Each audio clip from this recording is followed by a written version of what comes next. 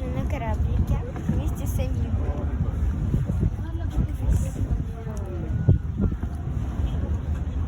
И с этим мы заходили на кораблик, и там была вода. Поэтому я чуть намочила платье. Ничего страшного. Тут есть 3 этажа, получается. Мы сейчас находимся на 3-м. И меня чуть укачивает, потому что кораблик чуть качается.